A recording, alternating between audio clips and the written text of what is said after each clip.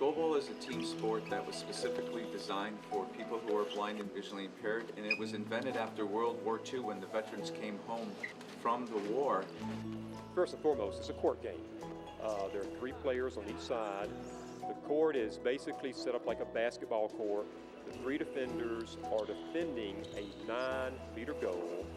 All players are blindfolded. The eye shades that the players wear that completely restrict all vision. They don't allow any light in, and the players have to wear that in order to make for an equal playing field. Well, Goalball is an auditory and a tactile game because on the court there's a 16-inch twine. Over the twine is a tape.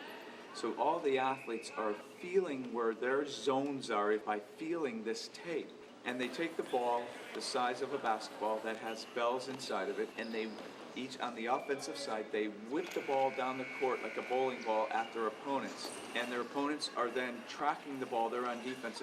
And when they do hear the ball, they're diving out on the floor with their arms and their legs, and they're attempting to block the ball so it does not go into their goal. Penalty situation, when there is one, Goalball officials, they escort the 2 players off the floor.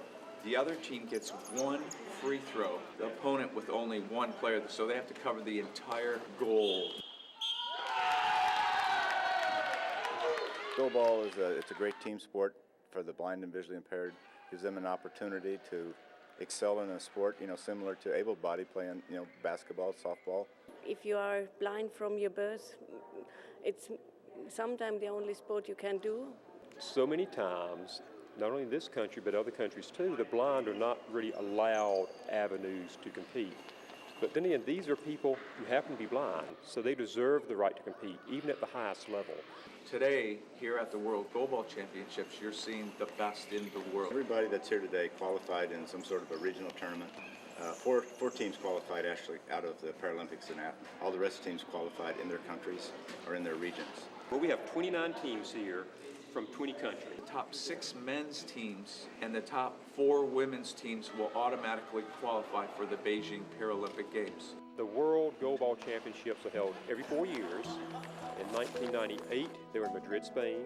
In 2002, they're in Rio de Janeiro, Brazil. And now they're in Spartanburg.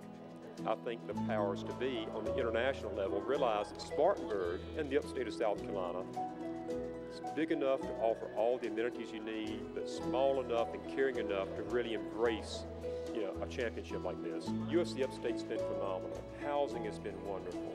Food service has been wonderful. The staff here has been wonderful for us. They make things real easy.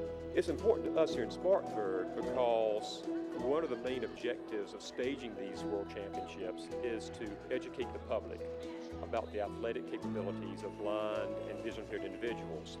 Most of the organizing committee works at the South Carolina School for the Deaf and the Blind, so we have a vested interest in what the public perception is of the blind population specifically, or disabled people in general.